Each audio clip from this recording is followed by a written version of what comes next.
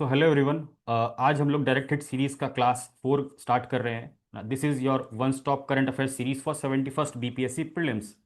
अगर किसी ने पुराने लेक्चर्स नहीं देखे हैं, जो हमने 2-3 क्लासेस कंप्लीट कर ली हैं, please visit this website www.educatebharat21.com. You can access these lectures. And if you face any problem, if you want to enroll for this course, you can contact this particular number. So starting with the first important topic, one nation one subscription. तो simple सी बात यहाँ पर ये समझने वाली है कि education और जो इंपॉर्टेंट स्कीम्स हैं उससे related, these are very important for prelims, है ना। आपने अगर पीवाईक्यूज को अगेन देखा होगा वापस से जाके, तो you will find schemes related to health, schemes related to education, related to social security, poverty elimination. ठीक है, सो ये सारे सोशल सेक्टर के स्कीम्स स्पेशली इंपॉर्टेंट होते हैं, और जो रिसेंटली लॉन्च हुआ है that it becomes more important. So one nation one subscription scheme was approved by the cabinet, you can see here, है ना, कि ये कैबिनेट से अप्रूव हुआ था नवंबर में। ठीक है, and in January the first phase of one nation one subscription commenced. So this becomes important for us to know. Briefly जानेंगे कि है क्या। It is an initiative of office of principal scientific adviser to the prime minister. So initiative किसका है, एक fact याद रखेंगे, office of PSA किस मिनिस्ट्री के अंडर है, मिनिस्ट्री ऑफ एजुकेशन के अंडर है। सो दो फैक्ट बहुत इंपॉर्टेंट है इससे रिलेटेड, अगर स्टेटमेंट बेस्ड क्वेश्चन आया तो हमेशा याद रखेंगे इनिशिएटिव किसका है, office of principal scientific adviser. Okay, and ministry कौन सी है, एजुकेशन मिनिस्ट्री है। अब इसका एम प्रिंसिपली क्या है, जो भी हमारे रिसर्च आर्टिकल्स पब्लिश होते हैं ग्लोबली, है ना, ग्लोबल लेवल पे रिसर्च होती है।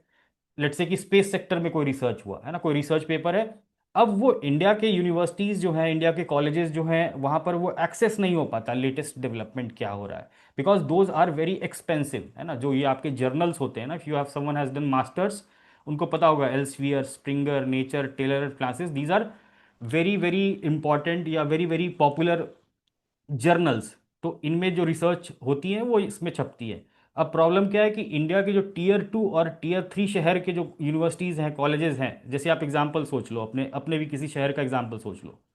तो टीयर 2 टीयर 3 सिटीज़ में जो आपके कॉलेजेस हैं, यूनिवर्सिटीज़ हैं, स्टेट लेवल पे भी, उनमें क्या होता है, इनका एक्सेस नहीं मिल पाता है। जो टॉप लेवल एक्सेस है वो आईआईटीज़ में है, एम्स में है, जो इंडिया के टॉप मोस्ट इंस्टीट्यूट है, जेएनयू में है। ठीक है, सो गवर्नमेंट का भी प्लान क्या है कुल मिला के, कि जो हमारा देश का रिसर्च का इकोसिस्टम है उसको हम क्या करें, और बढ़ाएं, है ना। हमारा जो साइंस और टेक्नोलॉजी का लैंडस्केप है कंट्री में, उसको और बढ़ाएं। सो सिंपल सा हमारा विजन क्या है, बहुत क्लियर है। ठीक है, साइंटिफिक साइंस की तरफ हमको आगे बढ़ना है, रिसर्च एंड डेवलपमेंट पे फोकस करना है। See we lack in what, research and development only. जब आप बजट पढ़ोगे तो वहां पर आप देखोगे कि स्पेंडिंग जो है हमारी आर एंड डी पे स्पेंडिंग, वो बहुत कम है कंपेयर टू चाइना।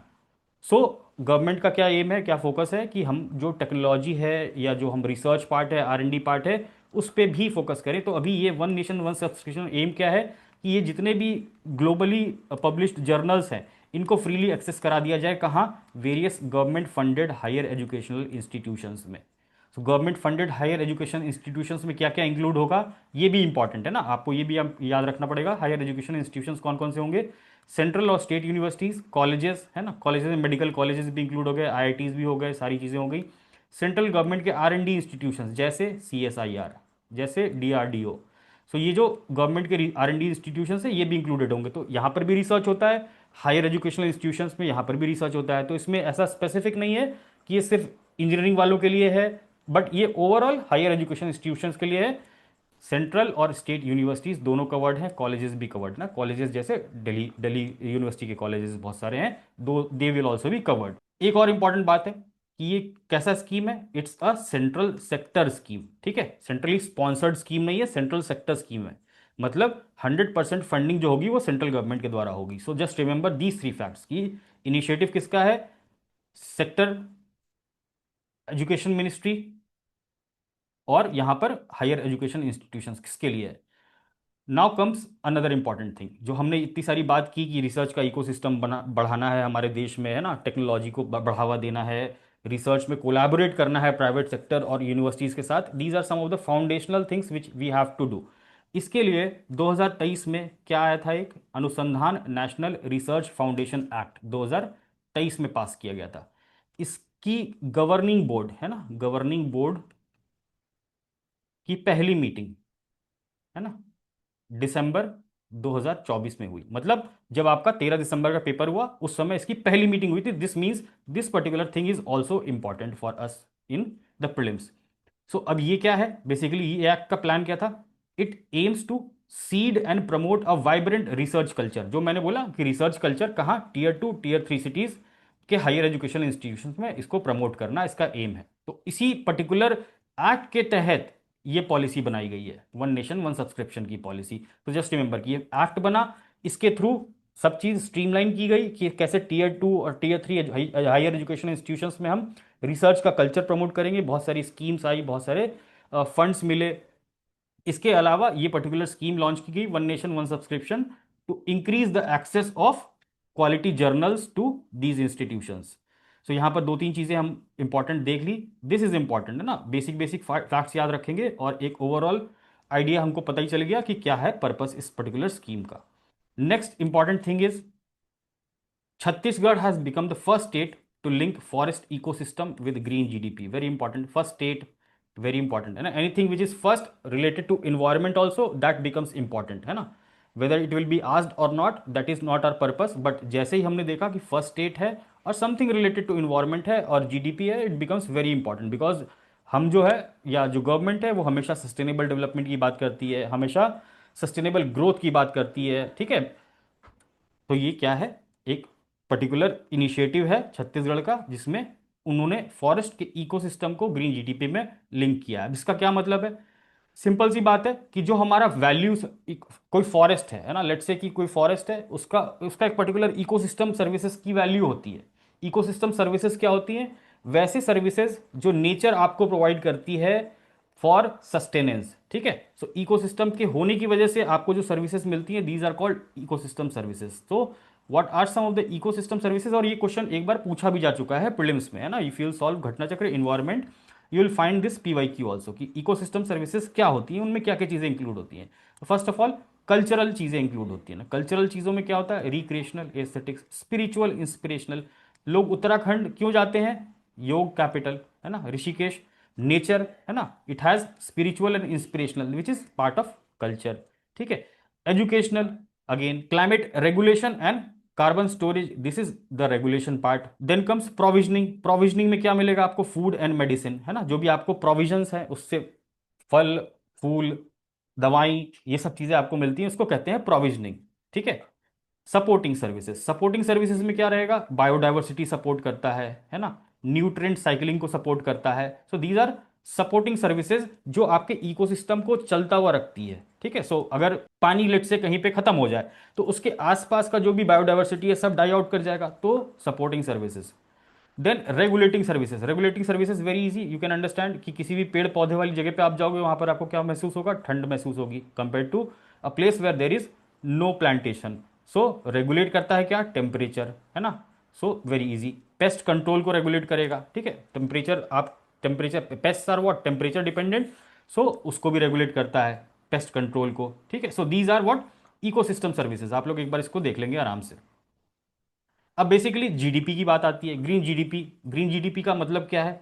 जब आपका जो नॉर्मल जीडीपी है, what is normal GDP? Total value of goods and services produce with in the country, this is your GDP.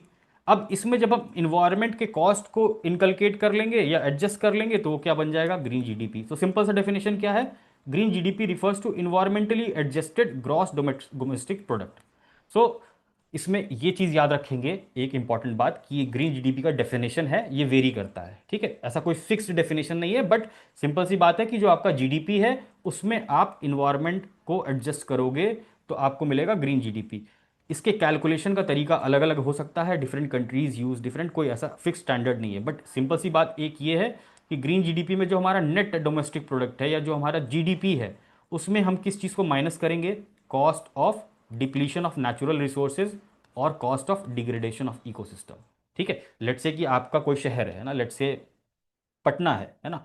Patna में जो भी डिप्लीशन हुआ है नेचुरल रिसोर्स का, कहीं पेड़ काटे गए हैं, कहीं डिफॉरेस्टेशन हुआ है, अगर आप उस किसी भी प्रोजेक्ट के लिए, है ना, अगर आप कोई प्रोजेक्ट लेके आ रहे हो, वहां पर अगर आप डिफॉरेस्टेशन कर रहे हो और वहां पर से आप बोलो कि ये पर्टिकुलर प्लांट लगाने से या ये पर्टिकुलर कंपनी बना देने से we will get so much of revenue, हमारा जीडीपी इतना ग्रोथ होगा, बट उसमें से हमको इस चीज़ का भी इम्पैक्ट देखना पड़ेगा कि जो हमने वहाँ पेड़ काटे हैं उसका क्या वैल्यू है, उसका क्या इकोसिस्टम सर्विसेज है, उसकी क्या वैल्यू मेजर करते हो। तो दिस इज व्हाट अकाउंटिंग, है ना। ग्रीन जीडीपी में आपको ये अकाउंटिंग करनी पड़ेगी कि जो आपका ग्रोथ हो रहा है ना, that has to be taken care of. तो cost of degradation of ecosystem भी कैलकुलेट करेंगे। तो these two terms are added, और नेट जो जीडीपी है हमारा उसमें से हम इसको सब्सट्रैक्ट करेंगे। तो जस्ट रिमेंबर कि इसमें से सब्सट्रैक्शन करना होता है, एडिशन नहीं करना होता है। So green GDP will be smaller than net GDP, ठीक है, after adjustment. So this was important, है ना, ये याद रखेंगे। छत्तीसगढ़ है, ठीक है, और बेसिक इकोसिस्टम सर्विसेज का मतलब समझ लेंगे क्या होता है, एंड देन ग्रीन जीडीपी का एक डेफिनेशन समझ लेंगे। तो these things are most important. Next important thing is this you will see 100% in your paper, 100% you will get in your paper. This इन दोनों में से एक आपको एक 100% पेपर में मिल जाएगा। So first news is ICMOD, है ना, let's forget, some organization is there related to glaciers, commemorates vanishing Yala Glacier in high altitude ceremony. So अभी क्या हुआ है याला ग्लेशियर के साथ, इट हैज वैनिश्ड, वैनिश मतलब मर चुका है। So it has been officially declared dead, है ना। Nepal's Yala glacier becomes first in Asia to receive funeral ceremony. Funeral हो गया इस ग्लेशियर का। सी पीपल, और ये कौन है, ये लोग जो भी है, जो एंथुसियास्ट हैं, see been rapidly retreating over the years due to climate change. Climate change के कारण ये हुआ है। और फ्यूनरल सेरेमनी भी मना दी गई किसके द्वारा, जो वहां पर ग्लेशियर से रिलेटेड साइंटिस्ट से। Yala glacier has officially been declared dead, officially declared dead कर दिया गया है। ICIMOD जो ग्लेशियर से रिलेटेड ऑर्गेनाइजेशन है उसने ऑफिशियली डिक्लेयर कर दिया dead, symbolizing a deepening climate crisis in the Himalayan region. So very very important. अब इससे क्वेश्चन क्या आएगा आपका कि first in Asia to receive funeral ceremony, ये, या ऐसा पूछ लेगा कि याला ग्लेशियर जो है विच हैज ना वैनिश्ड रिसेंटली, कहाँ पर लोकेटेड है ना, किस कंट्री में लोकेटेड है। So remember Nepal. कहाँ पर है, एक और Himalaya. So don't confuse in this. You can see the images, है ना, 82 में कैसा था और अभी क्या बचा है सिर्फ, है ना, 2024 में। So because of climate change, and this is very important, you can use in your essays also. इसका आप, है ना, एनेक्डोट भी बना सकते हो अपने एसे में। लाइक अभी 70th BPSC के पेपर में जो एसे आया था इन्वायरमेंट पे, वहां पर आप इसको यूज कर सकते थे। So next important thing is India's coastline length revised to 11,098 kilometers. So this is very very important. ये आपको एग्जाम में जरूर मिलेगा। So basically ministry of home affairs ने कंडक्ट किया इंडिया के कोस्टलाइन को रिकैलकुलेट करना, ठीक है। सो मेथोडोलॉजी जो हम पहले यूज करते थे 1970s का जो ये कैलकुलेशन था, जो बेसिक हमारा 7516 जो हम किताबों में पढ़ते हैं एनसीईआरटी में, अब ये आप मत मार्क करके आइएगा, बिल्कुल याद रखना है इस चीज़ को। जो now new coast line is 11,098 kilometre. So ministry of home affairs ने रिकैलकुलेशन के लिए कमिटी बनाई थी, उसने क्या किया है, रिवीजन किया है, and now the revised coast line is this. ये तो है कोई एक इंपॉर्टेंट फैक्ट कि कोस्ट लाइन का लेंथ कितना है। Now another important fact is इसमें मिला क्या, है ना, what are the new changes. So Gujarat, Gujarat experience the largest increase in absolute terms, almost doubling its coast line from 1214 kilometre to 2340 kilometre. तो आज के समय में सबसे ज़्यादा जो इंडिया का कोस्ट लाइन है वो किस स्टेट में है, गुजरात में। Just remember this. और ये भी याद रखेंगे कि ये अब्सोल्यूट टर्म में क्या हो गया, ऑलमोस्ट डबल हो गया। आप देखो पहले इसकी कोस्ट लाइन थी, जब इंडिया का कोस्ट लाइन 7516 था, तो इसकी कोस्ट लाइन की लेंथ थी 1214। Now it has change to 2340। क्यों हुआ ऐसा, क्योंकि गुजरात में हमारे पास क्या है, क्रीक्स है, ठीक है, क्रीक्स है। पहले उनका मेजरमेंट नहीं होता था, क्योंकि पहले जो मेजरमेंट के तरीके थे वो क्या थे, अलग थे, वो स्ट्रेट लाइन में मेजर करते थे, ठीक है। बट जो क्रीक्स होती हैं वो बहुत बहुत ही इस तरह की शेप्स होती हैं। तो अभी जो मेथोडोलॉजी यूज हुई है उससे आपकी एक्यूरेसी और बढ़ गई है about these things. So Gujarat absolute terms में, है ना, डबल हो गया है कोस्ट लाइन। और अगर सबसे टॉप पे बोले तो गुजरात है ना, 2340। ये भी याद रखेंगे, which state has the longest coast line according to the new calculation. So Gujarat, है ना, और डबल किसका हुआ है, गुजरात का। West Bengal saw the highest percentage increase. Again दो चीज याद रखेंगे, एब्सोल्यूट टर्म में सबसे ज्यादा इंक्रीज गुजरात, वेस्ट बंगाल परसेंटेज के टर्म्स में expanding by 357% from 157 kilometre to 721 kilometre. So पहले कितना था गुजरात वेस्ट बंगाल का कोस्ट लाइन, 157 किलोमीटर, अब 721 किलोमीटर हो गया है। बट यहाँ आप देखो ना 2000, ये तो थाउजेंड्स में जा रहा है, यहाँ पर अभी 100 में ही है। बट परसेंटेज के टर्म में क्या हुआ है, 357%, हाईएस्ट परसेंटेज चेंज। एब्सोल्यूट में गुजरात, दो चीज याद रखेंगे clearly. Tamil Nadu revised coast line हो गया है इसका 1068 किलोमीटर, और अब ये आंध्र प्रदेश की कोस्ट लाइन से लंबा हो गया। पहले क्या था, तमिलनाडु का कोस्ट लाइन आंध्र प्रदेश की कोस्ट लाइन से कम था, अब तमिलनाडु बढ़ गया, तो एक ये फैक्ट याद रख लेंगे। और पौंडीचेरी है ना, इसका कोस्ट लाइन डिक्रीज हो गया है, जस्ट रिमेंबर दिस कि इसका डिक्रीज हो गया, सिर्फ पौंडीचेरी का डिक्रीज हुआ है, बाकी किसी स्टेट्स का डिक्रीज नहीं हुआ है, और जिसमें इंक्रीज हुआ है वो तीन, ये फैक्ट्स बहुत इंपॉर्टेंट है। Kerala saw a small increase, है ना, केरला में भी इंक्रीज हुआ है 30 किलोमीटर का, बट पौंडीचेरी में क्या हो गया, डिक्रीज हो गया, दिस इज इंपॉर्टेंट। एक बार आप ये सीक्वेंस भी देख लेंगे ना, highest, second highest, third highest, है ना, गुजरात महाराष्ट्र गोवा, तीनों वेस्ट की साइड है ना, लाइन से। गुजरात, गुजरात महाराष्ट्र गोवा, तीनों ऐसे लाइन से याद रख लेंगे कि ये 1 2 3, नहीं सॉरी, ये 1 2 3 नहीं है, just a second, this is 1 10 6 8 2, sorry, Andaman Nicobar, Gujarat 2 3 and 4, just remember this sequence, एक बार ये देख लेंगे जो कोस्ट लाइन का डेटा है। So this was very important. Now coming to the space thing. So many important missions were launched. Many important missions were launched in January and February, and still it is going on.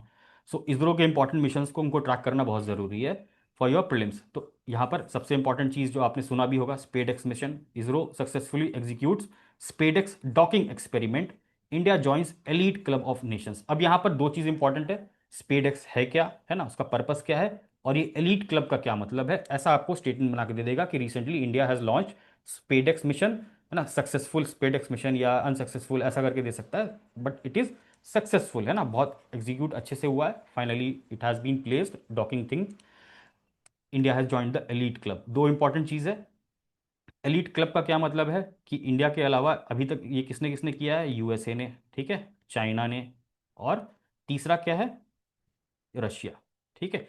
तीन नाम याद रखेंगे आप लोग, इसको note भी कर लेंगे, यहाँ पर लिखा हुआ भी है ना, see India is the fourth country after the USA, Russia and China to achieve this historic feat. मतलब ये जो स्पेस की डॉकिंग एक्सपेरिमेंट थी जो सक्सेसफुली किया गया है, ये इन तीन कंट्रीज के अलावा चौथा इंडिया है, तो elite club. So just remember this, very very important.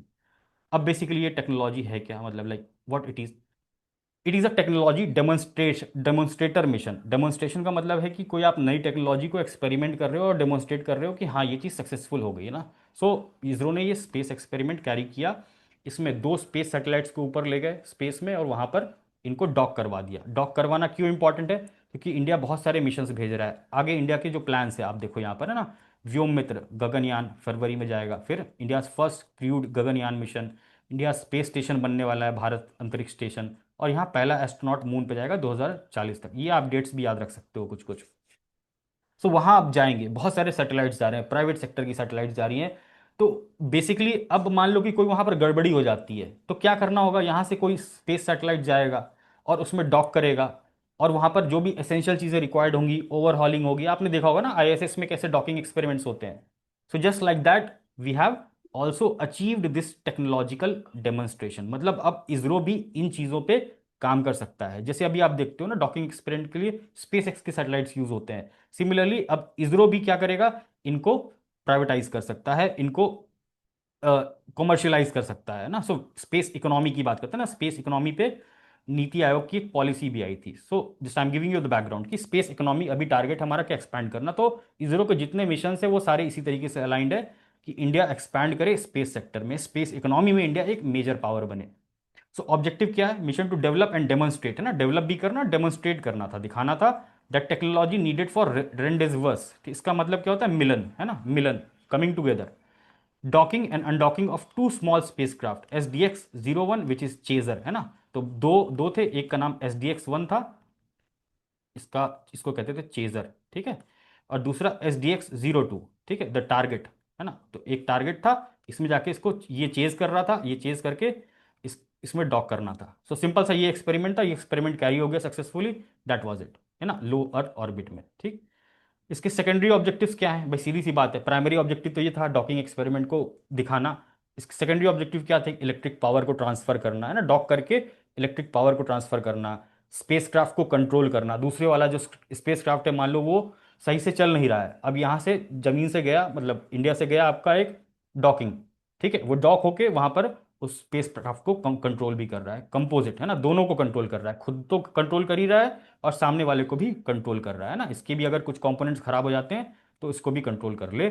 ये एक्सपेरिमेंट भी सक्सेसफुल रहा। पेलोड ऑपरेशंस आफ्टर अनडॉकिंग है ना, तो ऑपरेट आफ्टर अनडॉकिंग पेलोड का कैसा ऑपरेशन है उसके ऊपर भी ये देखेगा। So secondary objective, so objectives are not very important, but ये देखेंगे फोर्थ कंट्री बन गया इंडिया, और बेसिकली मतलब क्या था ये इंपॉर्टेंट है, दैट्स इट है ना। और डिटेल में यहाँ पर वापस से थोड़ी बहुत चीज़ें दी गई हैं, these are important, you can see the timeline also. किसी को लिंक पढ़ना हो तो यहाँ पर मैंने लिंक दे दिया है पीडीएफ में, आप ये लिंक क्लिक करोगे आपको यहाँ से दिख जाएगा, बहुत अच्छा आर्टिकल है, you can read this also. Then comes another important news, very very important news from space, from ISRO side. Cabinet has approved the establishment of the third launch pad है ना। अब ये थर्ड लॉन्च पैड, बहुत लोगों को confusion है कि India का थर्ड लॉन्च पैड है कि श्रीहरिकोटा में थर्ड लॉन्च पैड है। सो जस्ट रिमेंबर दिस कि this is the third launch pad at Shri Satish Dhawan space centre, ISRO, Sriharikota, Andhra Pradesh. So this is important, this is the third third launch pad at Satish Dhawan space centre Sriharikota, not India's third launch pad, ठीक है। India के पास और भी launch pad है, यहाँ पर आप देख सकते हो ना, जो प्रेजेंट में हमारे लॉन्चिंग साइट्स हैं। एक है विक्रम साराभाई स्पेस सेंटर, कहाँ पर है, थुम्बा, तिरुवनंतपुरम, केरला में। एसएसडीसी ये आपको पता ही है, आंध्र प्रदेश में है। एक doctor Abdul Kalam wheeler island, ठीक है। तो यहाँ पर भी आपकी रॉकेट की टेस्टिंग होती है। एक जो अपकमिंग है, एक और आने वाला है, it is Kulasekarapattinam space port, Tamil Nadu में, नियर थुथुकुडी, ठीक है। So these things are what important, ये आप एक बार देख लेना, may be match the following, इस टाइप की चीजें पूछ लीजिए। So you can see here, ISRO Union Cabinet chaired by PM Modi has approved establishment of the third launch pad at ISRO's Satish Dhawan space centre Sriharikota. This will support new generation launch vehicle. So एक term यहां से देखिए, NGLV, very very important, आपसे basically पूछ लेगा NGLV का full form क्या है ना। So next generational launch vehicle, new generation launch vehicle मत टिक करके आइएगा, नेक्स्ट जनरेशन लॉन्च व्हीकल है। फ्यूचर ह्यूमन स्पेसक्राफ्ट मिशन और ऑगमेंट करेगा किसको, LMVs को, ठीक है। इट विल सपोर्ट NGLVs, जो हमारा ये तीसरा लॉन्च पैड है, जो न्यू जनरेशन लॉन्च व्हीकल्स बन रही है उनको, स्पेशली उनके द्वारा जो मिशंस लॉन्च होंगे उसके लिए फोकस करेगा। Future human space flight mission जैसे गगनयान और उसके बाद भी जो जाएंगे उनके लिए भी ये काम करेगा। सो बजट इतना था, budget is not very important, so this was about the tweet bye ISRO. अब यहां पर एक इंपॉर्टेंट चीज है NGLV है ना। NGLV की न्यूज आप देखो, फरवरी में ISRO begins work on next generation launch vehicle Surya. तो अभी ये जो NGLV है इसका नाम क्या दे दिया है, सूर्या, इसरो ने, ठीक है। सो जस्ट रिमेंबर, अगर सूर्या पूछता है कि what is Surya with respect to space, so it is our NGLV, जो हमारा न्यू जनरेशन लॉन्च व्हीकल है उसका नाम इन्होंने सूर्या रखा है। For its next generation launch vehicle Surya, Surya will have two versions for low Earth orbit and geosynchronous transfer orbit, featuring a 3 stage design, ठीक है। सो बेसिकली इसमें याद रखेंगे कि ये क्या है, 3 stage rocket, 3 stage launch vehicle है। तीनों स्टेज क्या है, ये रहा है ना। तीनों स्टेज में जो आपके प्रोपेलेंट्स हैं वो क्या है, liquid methane is what, fuel, और liquid oxygen is what, oxidiser. So किसी भी चीज को जलने के लिए क्या चीज चाहिए होती है, दो चीज चाहिए होती है, फ्यूल और ऑक्सीडाइजर। फ्यूल क्या है, लिक्विड मीथेन है ना। लिक्विड क्यों है, बिकॉज जो हमारे पहले के जो पुराने जनरेशन के व्हीकल हैं, अगर आप उनमें देखोगे तो they have solid propellants. Solid propellants का क्या होता है, भार ज्यादा होता है, ठीक है। बट लिक्विड प्रोपेलेंट्स का क्या होता है, भार कम होता है। सो ऑब्वियसली वेट रिड्यूस हो जाएगा हमारा ओवरऑल। अब वेट रिड्यूस होगा तो प्राइस कॉस्ट अपने आप कम हो जाएगी, that's why we are moving towards cryogenic engine. So methane, liquid methane oxygen, liquid methane oxygen, 3 stage है, जस्ट रिमेंबर दिस। इसका बेनिफिट क्या है, रीयूजेबल है, मतलब अभी यहां से रॉकेट इंडिया से गया, ये ऊपर जाके एक्सपेंड हो जाता था, फट जाता था, ये खत्म, इसके बाद इसका कोई यूज नहीं, ठीक है। फिर नया लॉन्च व्हीकल हमको यूज करना पड़ता था। बट अभी क्या है कि ये जो पहला स्टेज है ना, ये नीचे वाला पहला स्टेज है, ये क्या है, रीयूजेबल। ये दो एक्सपेंड करेगा ऊपर जाके, सी दिस इज एक्सपेंडेबल, पहला स्टेज एक्सपेंडेबल है।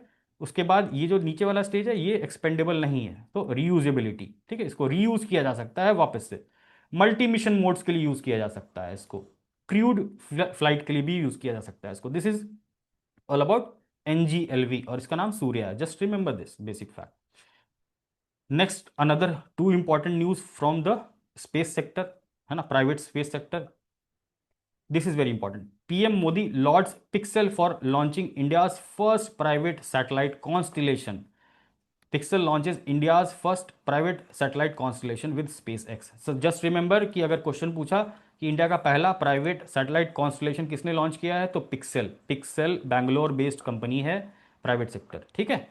Just remember this, India's tech space startup Bangalore based pixel has successfully launch India's first private satellite constellation Firefly, है ना। जो कॉन्स्टलेशन है, एक दो तीन चार ऐसे पूरे अर्थ में, अर्थ को ऑब्जर्व करेंगे, और इनका पूरे का पूरा का नाम क्या है, फायरफ्लाई, है ना, फायरफ्लाई। जस्ट रिमेंबर, कॉन्स्टलेशन का नाम क्या होगा, Firefly. World's top most high resolution hyper spectral satellite constellation. So obviously क्या है, पूरे चीजों को ऑब्जर्व करेगा ये, ठीक है। अर्थ के पूरे में कॉन्स्टलेशन है, तो ये क्या करेगा, ऑब्जर्वेशन करेगा, अर्थ ऑब्जर्वेशन। और इसमें किस तरीके के कैमराज लगे हैं, हाइपर स्पेक्ट्रल कैमराज लगे हैं, जिनका रेजोल्यूशन बहुत अच्छा है, ठीक है। तो this was basically an important item.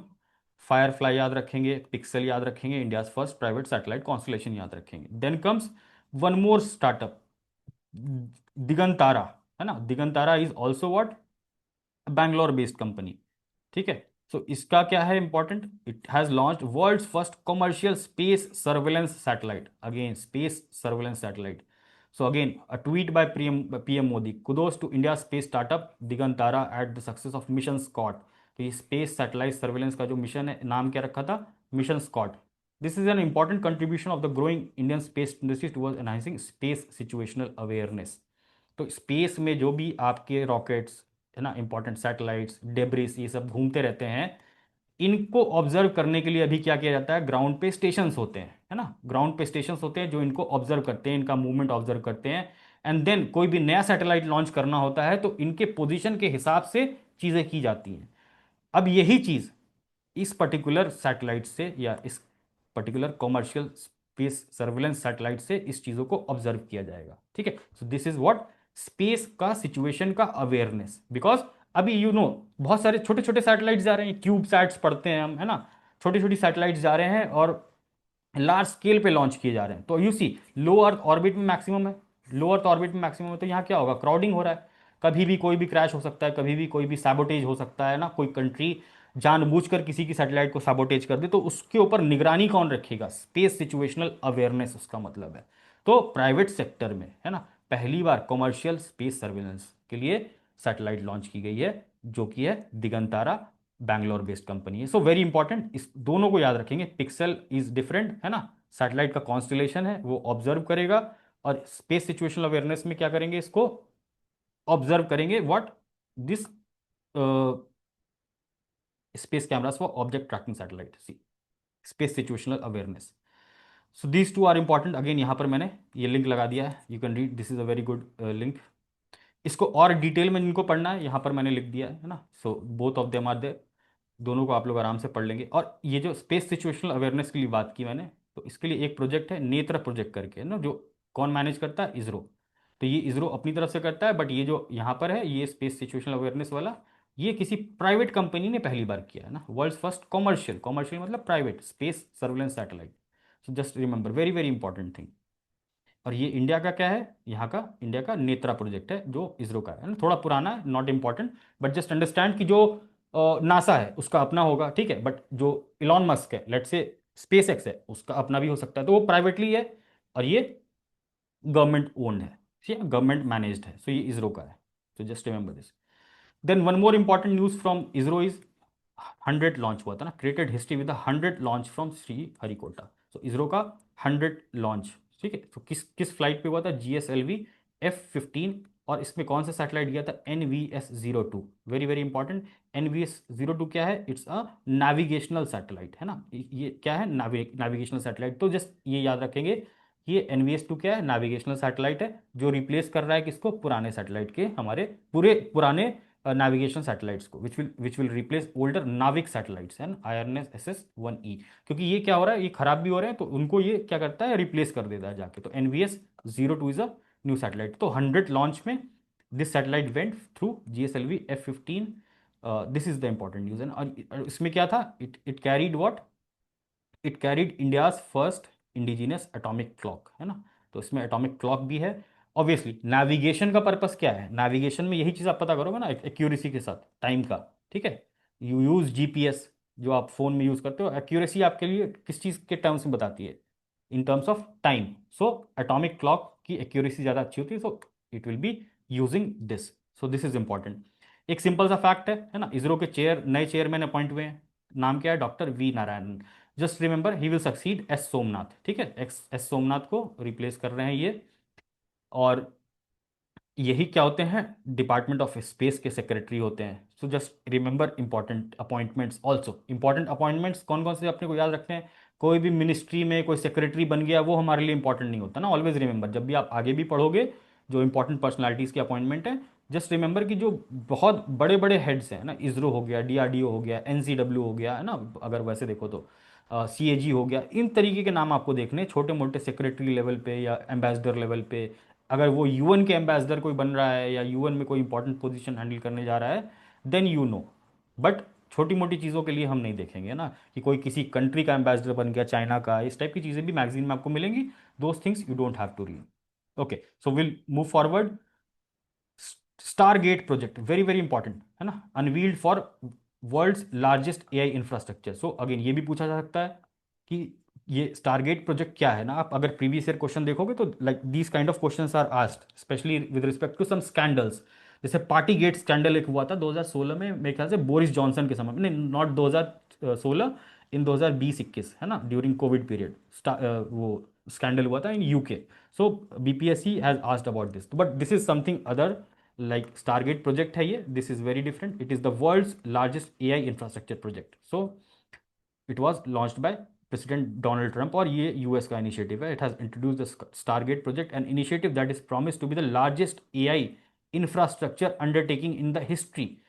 इतिहास में सबसे बड़ा इंफ्रास्ट्रक्चर प्रोजेक्ट है with respect to artificial intelligence. इसका ओवरऑल एम क्या है? Plan involve up to $500 billion in private sector investment. इतना इन्वेस्ट करने जा रहे हैं वो लोग, है ना। Establish nation wide network of data centres. तो कुल मिला के पूरे यूनाइटेड स्टेट्स में वो क्या कर रहे हैं? डेटा सेंटर्स को इस्टेब्लिश करेंगे। और जो क्लाउड सर्विसेज है, क्लाउड कंप्यूटिंग इकोसिस्टम, जो आप अभी सेव करते हो चीज़ों को ना गूगल में, डॉक्स में, है ना, ये सारी चीज़ें क्लाउड सर्विसेज है ना। You save something in the cloud. देखो, क्लाउड कंप्यूटिंग कहते हैं, एज कंप्यूटिंग कहते हैं। This will see in the technology part, है ना, जब बताऊंगा मैं तो। सो जस्ट रिमेंबर कि ये प्लान क्या करना है इनको? क्लाउड कंप्यूटिंग के लिए डेटा सेंटर्स को हमको इंस्टॉल करना है पूरे कंट्री में। सो सारा डेटा जब यूएस में रहेगा, है ना, तो डेटा का ही तो सब वॉर है। दस सी लास्ट क्लास में हम लोग डिजिटल डेटा प्रोटेक्शन एक्ट की बात कर रहे थे, वहां भी क्या था? डेटा फिड्यूशरी और data, what was the name, data fiduciary कह रहे थे, और क्या था? Data principal, yes. So data principal fiduciary, है ना। So this this again complex thing was because कि डेटा कहाँ स्टोर हो रहा है। सो अब यहाँ पर they are creating a big data centre. So Facebook कहाँ है? वहाँ है। एप्पल कहाँ है? यूएस में है। तो जितनी भी बड़ी बड़ी, अमेजोन कहाँ है? यूएस में। सो उनको डेटा अगर स्टोर करना है तो वो कहाँ करेंगी? So US is trying to get all the data, और फिर वो एआई के एल्गोरिदम्स यूज करके कंपनीज, है ना, so they will try to influence the global economy, है ना। So just think in that term, है ना। It is not very important right now, but see, draw the connection between these two things. So important है, याद रखेंगे, USA का initiative है। This was again in news, है ना। Paris AI action summit हुआ था 2025 में, कहां पर? पेरिस में हुआ था, अंडर द को chairmanship of Indian prime minister Modi और फ्रेंच प्रेसिडेंट इमानुअल मैक्रोन। ठीक है, सो जस्ट याद रखेंगे कहाँ हुआ था? पेरिस में। और कौन को चेयर थे? अपने prime minister Narendra Modi. Because Indian prime minister was there, that's why I am telling you, है ना। अदरवाइज तो ऐसे समिट्स बहुत सारे होते रहते हैं ना, बट इंडिया वॉज द को chair. So very very important, on artificial intelligence is very very important. So Paris में ये 2025 का समिट हुआ था। प्राइम मिनिस्टर मोदी ने यहाँ पर अनाउंस किया कि नेक्स्ट ग्लोबल आर्टिफिशियल इंटेलिजेंस का समिट कहाँ पर होगा? इंडिया में। ठीक है, और अगर ये ऐसा हो जाता है, India would become the fourth country in the world to host global summit focused on AI safety after UK, South Korea, France. तो सबसे पहले ये कहाँ से शुरू हुआ था? 2023 में ब्लेसली पार्क। ब्लेसली पार्क कहाँ है? UK, United kingdom. और ये क्वेश्चन भी पूछा गया था ना प्रीलिम्स में, जस्ट रिमेंबर दिस। तो फर्स्ट समिट हुआ था 2023 में, AI artificial AI safety summit in Bletchley Park, UK. ठीक है, सेकंड हुआ था सियोल, और तीसरा हुआ था अभी पेरिस में, और चौथा कहाँ होगा? इंडिया में होगा this year. So just remember these two facts, इसके अलावा इसमें कुछ भी इंपॉर्टेंट नहीं है। And the last important is news is from sports. ठीक है, स्पोर्ट्स में भी जो खो खो का वर्ल्ड कप हुआ था, this was the inaugural world cup of kho kho, first time हुआ था। कहाँ हुआ था? न्यू दिल्ली में, है ना, इंदिरा गांधी इंडोर स्टेडियम में खो खो का पहला वर्ल्ड कप हुआ था। इसमें मेंस की टीम और वुमेन्स की टीम दोनों ने गोल्ड, दोनों ने जीत लिया है इसको ना। The Indian men and women teams created history at the Indira Gandhi stadium New Delhi on Sunday to beat Nepal in the respective finals and win kho kho world cup 2025 title. तो दोनों मेन का टाइटल और विमेन का टाइटल दोनों इंडिया ने जीता है, और दोनों किसके अगेंस्ट जीता है? नेपाल के अगेंस्ट। बहुत इंपॉर्टेंट क्वेश्चन है, आपको स्टेटमेंट बेस्ड क्वेश्चन बना के देगा, this we have given in the test series also. बहुत इंपॉर्टेंट है, Indian men kho kho team beat Nepal. और बिल्कुल ये फैक्ट भी याद रखेंगे ना, 54-36 78-40, बिल्कुल क्लियरली याद रखेंगे कि मेन टीम ने कितने से हराया, इसने कितने से हराया, बिकॉज यही कंफ्यूजिंग पार्ट है। और बीपीएससी इसी को टारगेट करेगा ताकि आप इस क्वेश्चन को गलत करके आओ, है ना। तो दोनों में, दोनों टीम का वर्ल्ड कप इंडिया ने लिया है ना, मेंस का भी वुमेन का भी। और कितने से बीट किया मेंस टीम ने नेपाल को? 54-36 से। और वुमेन्स टीम ने नेपाल को कितने से बीट किया? 78-40 से। Just remember this. So both same opponent. Very, very important. And this was all for today's session. We'll continue in the next class.